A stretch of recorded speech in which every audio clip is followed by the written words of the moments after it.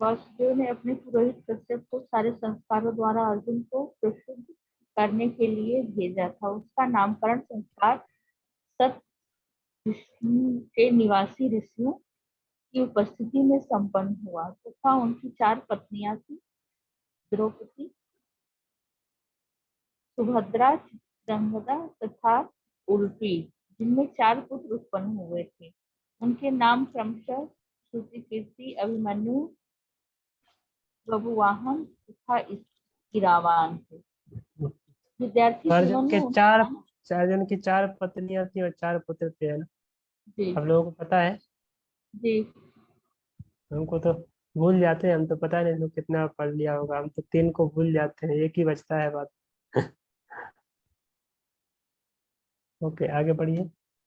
विद्यार्थी जीवन में उन्हें अन्य पांडवों तथा कौरवों के साथ महान आचार्य द्रोणाचार्य को देख रेख में अध्ययन करने के लिए सौंपा गया था। अपने अध्यावास के कारण अध्यवसाय के कारण ये सबों से आगे रहते थे और द्रोणाचार्य भी इनके प्रति शिष्य प्रेम के कारण अत्यधिक आकृष्ट थे।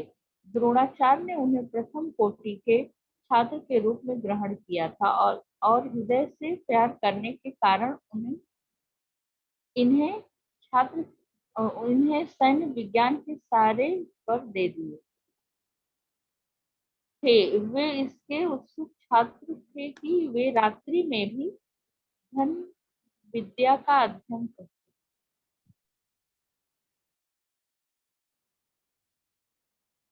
का अभ्यास करते थे, जिसके कारण द्रोणाचार्य उन्हें विश्व का सर्वोपरि धनुर्धर बनाना चाह रहे थे।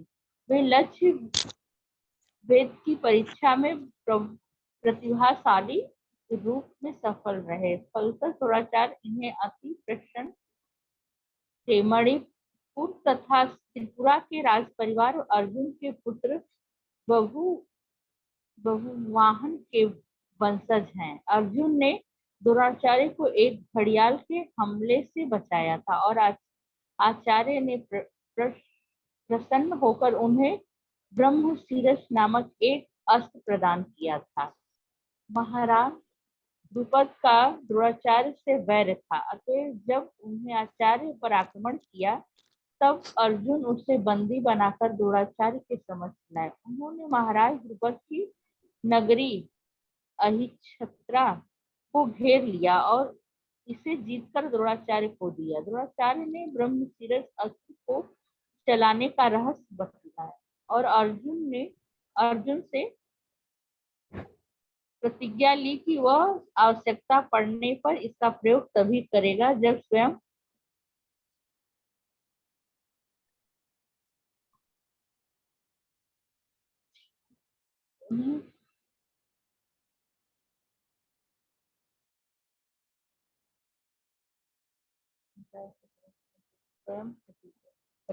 स्वयं द्रोणाचार्य शत्रु रूप में उपस्थित हो। इस तरह आचार्य ने कुरुक्षेत्र के भावी युद्ध की भविष्यवाणी की थी, जिसमें द्रोणाचार्य विपक्ष के साथ थे।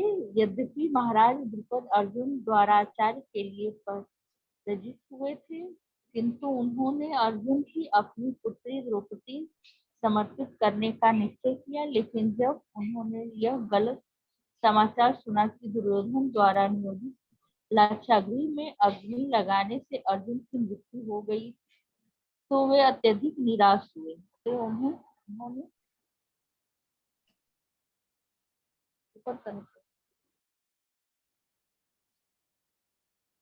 द्रौपदी का स्वयंवर करने का अतः उन्होंने द्रौपदी का स्वयं करने का प्रबंध किया, जिससे भावी पति को छत से लटकती मछली की आंख को वेदना था। यह युक्ति जानबूझकर इसलिए की गई थी क्योंकि केवल अर्जुन ही ऐसा कर सकते। इस तरह वे अपनी योग्य पुत्री को अर्जुन को सौंपने की अपनी योजना में सफल रहे। उस समय अर्जुन व सभी भाई दुर्योधन से किए गए समझौते के कारण लाक्षागृह की अग्नि से बचकर अज्ञातवास कर रहे थे। अतएव अर्जुन तथा उनके उसके भाइयों ने ब्राह्मण वेश में द्रौपदी स्वयंवर में भाग लिया। जब वहां पर एकत्रित समस्त क्षत्रिय राजाओं ने देखा कि द्रौपदी ने एक दरिद्र ब्राह्मण की को पति रूप में चुना है, तब श्री कृष्ण ने बलराम से अर्जुन के परिचय का भेद खुला किया। हरिद्वार ओके, तो जी आप लोगों ने पढ़ लिया ना, काफी अच्छा वो है अर्जुन का पूरा लाइफ हिस्ट्री। और उनका शादी कैसे, उल्लू से शादी कैसे हुआ, 4 रानियों से शादी कैसे हुआ, उसके बारे में रूपा जी लंबा चौड़ा तात्पर्य लिख रहे हैं। जी लंबा है, अच्छा है, पढ़ना चाहते हैं? जी ऐसे पढ़ने लायक है, अगर सब लोग पढ़े तो पढ़ने लायक है, अच्छा है, सब पता पढ़ चल लेते जाएगा। हैं ताकि आप लोगों को हिस्ट्री पता चल जाएगी अर्जुन की। आगे और कोई पढ़ो इसको, पढ़ना चाहते हो?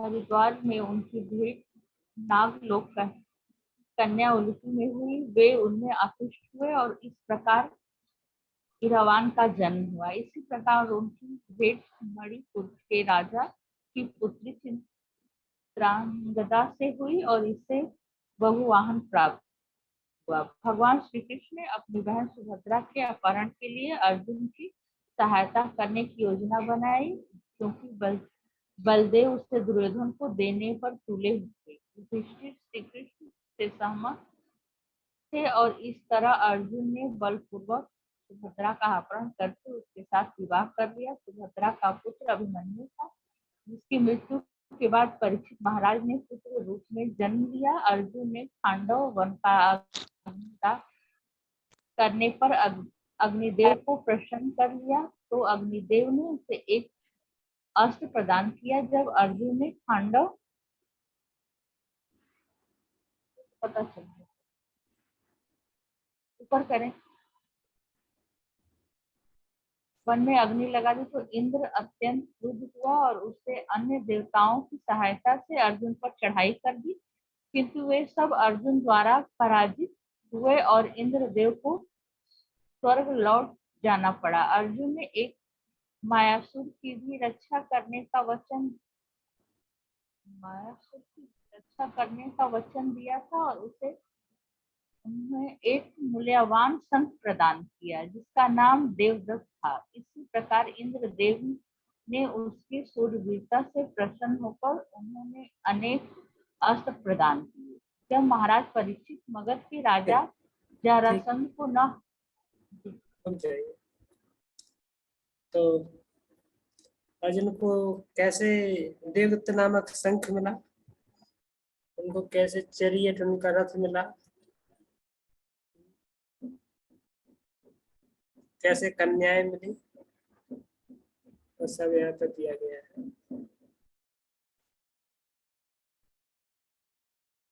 अग्निदेव ने उनको शस्त्र प्रदान किया, खांडा वन का अग्निदाह करके जब अग्नि प्रसन्न हुए उनसे तो उनको ये शस्त्र प्रदान किया। इंद्र को हरा दिया तो इंद्र ने उनको शंख दिया, मायासुर को हरा दिया, मार डाला तो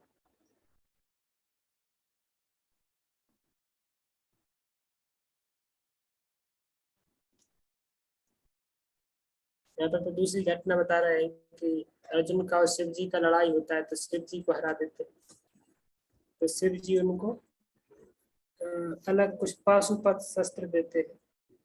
शिव जी ने प्रसन्न होकर के उनको पाशुपत शस्त्र दिया। और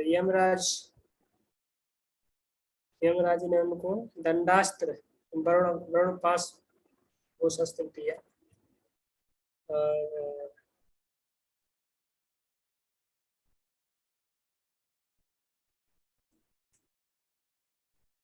तो इंद्र की सभा में उनका भव्य स्वागत हुआ। वहां पे गए इंद्र की सभा में और उन्होंने वज्रास्त्र प्रदान किया। इंद्रदेव से मिले तो इंद्रदेव ने उनको वज्रास्त्र प्रदान किया अपितु उन्हें सैन्य तथा संगीत विद्या भी सिखलाई, जो समय स्वर्गलोक में प्रचलित थी। अर्जुन सब जगह घूमते रहते थे, जहाँ जहाँ पे जो मित्र सब लेके आते थे, वहां पे उनको इंद्र ही अर्जुन से वास्तविक, तो एक तरह से इंद्र ही अर्जुन के वास्तविक पिता थे। कहते थे अर्जुन का मनोरंजन स्वर्ग की सुंदर अप्सरा उर्वशी द्वारा कराना चाहते थे। स्वर्ग की अप्सराएं उत्सुक कामुक होती हैं और उर्वशी अर्जुन के संसर्ग के लिए अत्यंत उत्सुक थी, क्योंकि अर्जुन अत्यंत बलशाली मनुष्य थे और उनसे उनके कक्ष में मिली और उनसे अपनी इच्छा व्यक्त की, किंतु अर्जुन ने अपनी आंखें बंद करके उसे कुरुवंश की माता के रूप में संबोधित करके अपने निर्दोष चरित्र का परिचय दिया तथा उर्वशी को कुंती, माद्री तथा इंद्र पत्नी सची देवी की कोठी में ला दिया।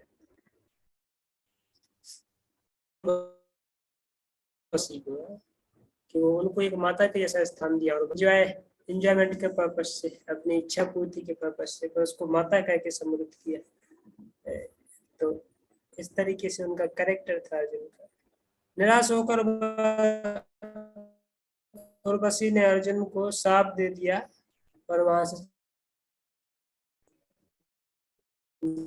से उन्होंने महाराज युधिष्ठिर की रक्षा करने की प्रार्थना। तो अर्जुन का पूरा लाइफ हिस्ट्री पर बता रहे कहाँ कहाँ से ढूंढ के ला रहे लिख रहे हैं। गंधर्वों से भी उनका झगड़ा हुआ, जब दुर्योधन के ऊपर गंधर्वों ने आक्रमण कर दिया तो गंधर्वों से भी अर्जुन ने बचाया उन लोगों को। और हिजड़ा, क्या नाम था विराट के यहाँ पे, क्या नाम था उसका, किली भी यहाँ पे लिखा।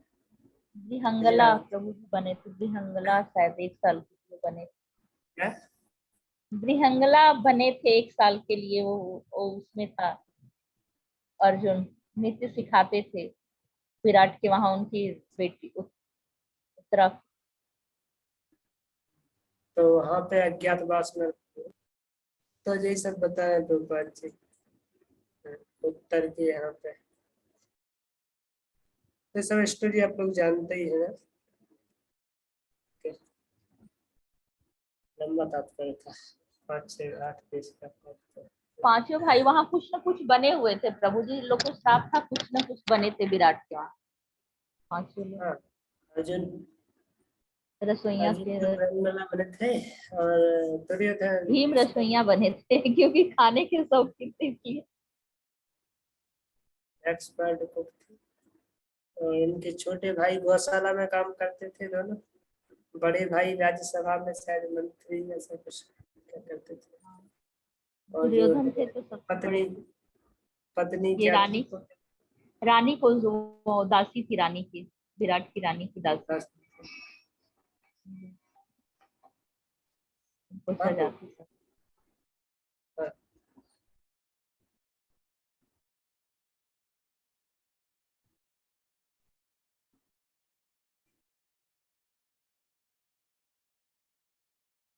ठीक चलेगा यदि ऐसा कुछ नहीं है तो 2-5 मिनट ही बचे छोड़ दीजिए ऐसा।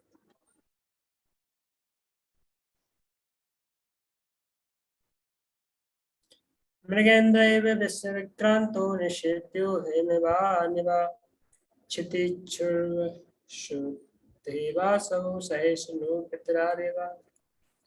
ये बालक सिंह के समान बलशाली तथा हिमालय की भांति आश्रय प्रदान करने वाला होगा, या पृथ्वी के समान क्षमावान तथा अपने माता पिता के समान सहिष्णु होगा। पितामह समासाम्ये प्रसादे गिरिशोपमा आश्रया सर्वभूतानां यथा देवो रमाश्रया।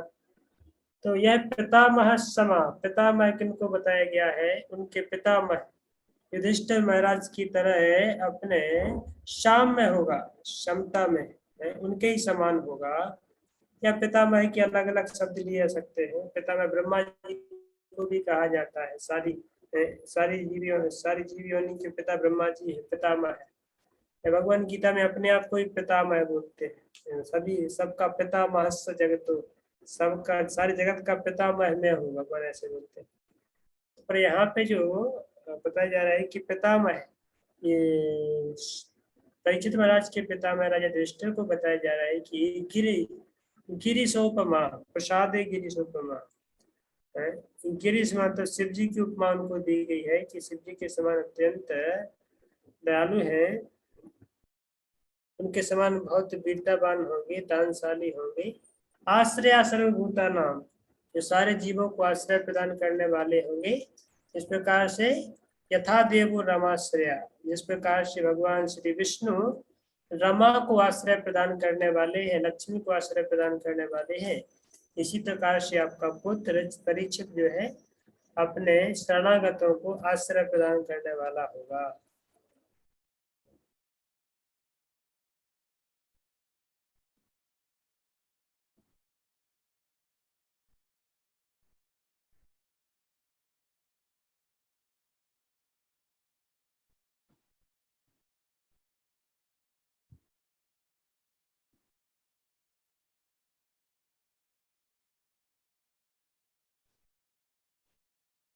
सर्व सदगुणा महात्मे एषः कृष्ण मनुव्रता रंति देवोदारो यया तीर धार्मिका।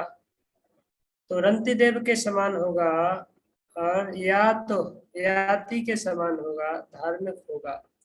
तो सब अलग अलग राजाओं का यहाँ पे नाम लेते जा रहे हैं कि उन्हीं के समान जे सर्व सदगुण महात्मा, महान महान जो सर्व गुणों से संपन्न जो महान लोग हुए हैं, उनकी तरह ये भी आपका बालक महामहिमा मंडित होगा, सब गुणों से संपन्न होगा। और कृष्ण मनुव्रता, भगवान कृष्ण की तरह उनके बच्चों का अनुसरण करने वाला होगा, कृष्ण के चरण कमलों का बच्चों का अनुकरण करने वाला। उदारता में राजा रंतिदेव के समान तथा धर्म में महाराज ययाति की तरह होगा। रंतिदेव का स्टोरी सुना है आप लोगों ने? 41 दिन भूखे रहने के बाद भी उनको एक रोटी मिलती है खाने को, एक छोटा सा खाना एक दिन खाने को मिलता है। 40 दिन व्रत कर रहे थे और उसी समय व्रत के लिए फास्टिंग तोड़ने ही बैठे थे, खाना लेकर के आ गया कोई मांगने के लिए और आज भूख लगी है, दे दिया उसको, उसके बाद फिर फास्टिंग। तो ऐसे रंतिदेव और भी यहाँ पर राजा के नाम दिए हैं। ययाति की तरह धार्मिक होगा। ययाति महान धार्मिक राजा थे, इनका भागवत में चर्चा आती है। उनके पुत्र हुए और जिन्होंने वृद्धावस्था को बाद में अपने पुत्र से एक्सचेंज कर दिया था। उनकी वृद्धावस्था थी तो उनके 2 पुत्र थे, उनके क्या नाम थे? तो अपने छोटे उसका बड़े पुत्र ने तो मना कर दिया, पापा तुम तो बुढ़े हो गए, हमारी जवानी क्यों ले रहे हो, और एंजॉय करने के लिए हमको भी एंजॉय करने में। पर बाद में छोटे पुत्र ने उनको अपनी जवानी दे दी और अब उसका बुढ़ापा ले लिया। तो उसके बाद में आप लोगों ने वो हिस्ट्री सुना होगा ययाति और सन्मिष्ठा का, जो क्या नाम था, देवयानी और सन्मिष्ठा का। वो एक लंबा बड़ा अच्छा इंटरेस्टिंग स्टोरी है। देवयानी जहाँ पे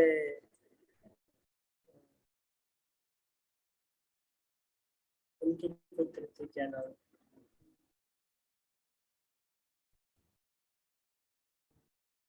शुक्राचार्य के बृहस्पति शुक्राचार्य की थी शायद।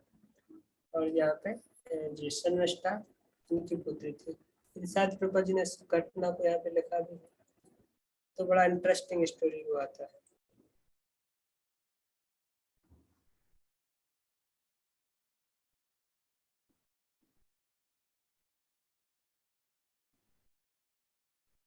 प्रभा जी देख रहे रंतिदेव जो है आतिथ्य के लिए विख्यात थे, भोजन करने के लिए। देखो प्रभा जी ने वो स्टोरी यहाँ पे रिलेट किया है। ये महान राजा थे और आतिथ्य के लिए तथा भोजन वितरण करने के लिए विख्यात थे, यहाँ तक कि भगवान श्री कृष्ण ने भी इनके दान तथा आतिथ्य की प्रशंसा की थी। वशिष्ठ मुनि को शीतल जल प्रदान करने के कारण उन्हें उनसे वर प्राप्त हुआ, जिससे स्वर्ग लोग गए वे ऋषियों को फल और कंद तथा पत्तियां पहुंचाया करते थे, जिससे इच्छा पूर्ति के कारण वे आशीष दिया करते थे। तो वो दिया है। हयाती के बारे में बताया है प्रभुपाद जी। आर और भोय प्रिय कुल से संबंधित थे। भारू प्रिय,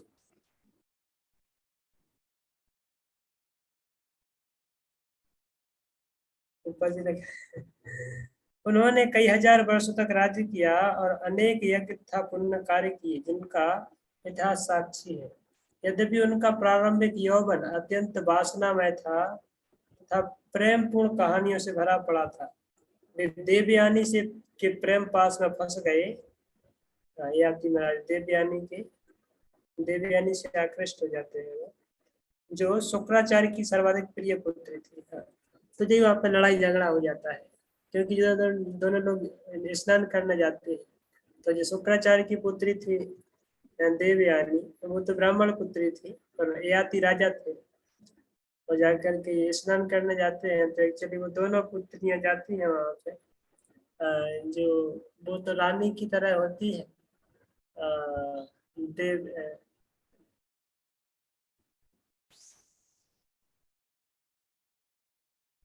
सन्नष्टा इनकी पुत्री थी, है ना। क्लियर स्टोरी ध्यान नहीं आ रही, इसमें आएगा तो पति लिखेंगे तो। शुक्राचार्य की पुत्री थी, देवयानी से उनसे विवाह करना चाहती थी। अच्छा, देवयानी उनसे विवाह करना चाहती थी, किंतु ब्राह्मण की पुत्री होने के कारण याति ने पहले ही उसे स्वीकार करने से इनकार कर दिया था। शास्त्रों के अनुसार केवल एक ब्राह्मण ही ब्राह्मण की कन्या के साथ विवाह कर सकता है।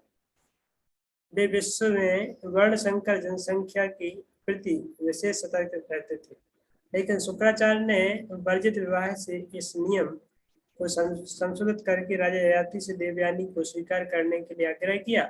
देवयानी की एक सखी सन्मिष्ठा थी। अच्छा, वो सखी थी देवयानी की। वह भी राजा से प्रेम करने लगी थी। कहते वह अपनी सखी देवयानी के साथ ससुराल गई। शुक्राचार्य ने सम्राट ययाति को मना किया कि वह शर्मिष्ठा को अपने शयन कक्ष में न बुलाए, लेकिन ययाति उनके आदेशों का दृढ़ता से पालन न कर सके। उन्होंने चुपके से शर्मिष्ठा से भी विवाह कर लिया, जिससे उनके कई पुत्र हुए। जब इसका पता देवयानी को चला तो वह अपने पिता के पास गई और शिकायत कर दी। ययाति देवयानी के प्रति अत्यंत आसक्त थे। जब वे उसे बुलाने अपने ससुर के घर गए, तो शुक्राचार्य ने क्रुद्ध होकर उन्हें साफ दे दिया कि वह नपुंसक हो जाए। ययाति ने अपने ससुर से विनती की कि वे साप को वापस ले लें, लेकिन मुनि ने ययाति को यौवन लौटाने की शर्त के तौर पर उनसे कहा कि वे अपने पुत्रों का यौवन देकर उन्हें वृद्ध एवं नपुंसक हो जाने दें। उनके 5 पुत्र थे, जिनमें से 2 देवयानी से प्राप्त हुए थे और 3 सन्मिष्ठा से। उनके 5 पुत्रों में से यदु, तुर्वसु, रुद्रु, अनु तथा पुरु क्रमशः 5 वंशों के रूप में विख्यात है आज। यदु वंश और यवन वंश, यवन मतलब तुर्क वंश। अच्छा, यहाँ से हुआ है मिलेच्छों का आगमन। देखो प्रभुपा जी कहाँ से शब्द ला रहे हैं। प्रभुपा जी पूरा लीनेज दे रहे हैं ना, आप लोग सुन पा रहे हैं ना। यहाँ से देखो सब एक्चुअली यवन मतलब मुसलमान लोग। यहाँ से इनका वो भोज वंश यहाँ से चालू हुआ, मलेच्छ वंश ग्रीक बोलते हैं, ये यहाँ से चालू हुआ। और पौरव यदु वंश, ओरिजिनली यदु वंश, पुरु वंश। तो ययाति के ऐसे 5 पुत्र हुए, 2 रानियों से, शर्मिष्ठा व देवयानी से। बाद में अपने पुत्रों से उसने बुढ़ापा उनको दे दिया, उनकी जवानी वापस ले ली, फिर से भोग में लग गया। ये सारे वंश विश्व भर में फैल गए। वे अपने पुण्य कर्मों से स्वर्गलोक पहुंच गए, लेकिन आत्म प्रशंसा तथा अन्य महात्माओं की आलोचना करने के कारण उन्हें वहां से नीचे गिरना पड़ा। उनके पतन के बाद उनकी कन्या तथा पौत्र के रूप में सारे संचित पुण्य प्रदान किए और भी अपने पौत्र तथा अपने मित्र शिवी की सहायता से पुनः स्वर्गलोक में पहुंच सके। यहाँ भी जहाँ भी यमराज की सभा में सदस्य बने और भक्त के रूप में वहीं रहते रहे। उन्होंने 1000 से अधिक यज्ञ किए और मुक्त हस्त दान दिए। वे अत्यंत प्रभावशाली राजा थे, सारे विश्व में उनका दबदबा था। जब वे काम वासना से 1000 वर्षों तक अत्यधिक पीड़ित रहे तो उनके सबसे छोटे पुत्र ने उन्हें अपना यौवन अर्पित किया।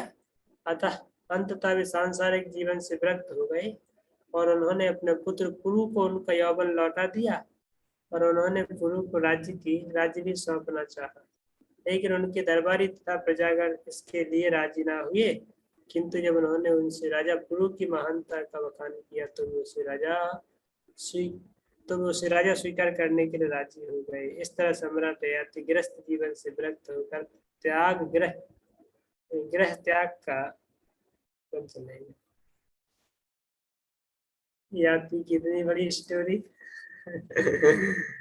क्या क्या कर डाला याति ने।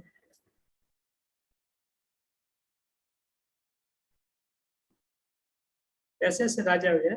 आजकल के लोग कॉस्मेटिक लगा के सर्जरी करा करा करके वो होना चाहते हैं। पहले तो ये ट्रांसपेरेंट कैसे एक पूरा उम्र को ही आप ट्रांसपेरेंट कर सकते हैं। मतलब बच्चे की उम्र पिता ले सकता है, पिता की उम्र बच्चा ले सकता है।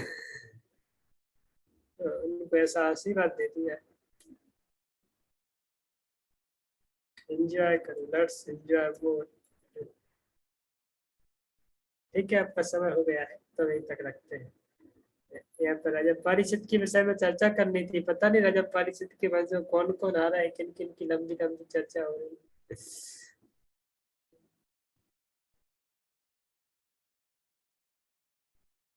कितने श्लोक बचे इस चैप्टर में? किसी कोई प्रश्न है, कोई कहना चाहते हैं कुछ तो बोल सकते हैं।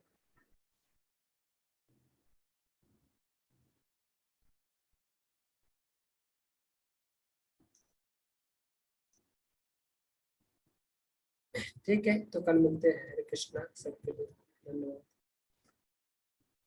अनिता माता जी तो काफी लेट हो जा रही है। हरे कृष्णा। हरे कृष्ण प्रभु जी। हरे कृष्ण प्रभु जी।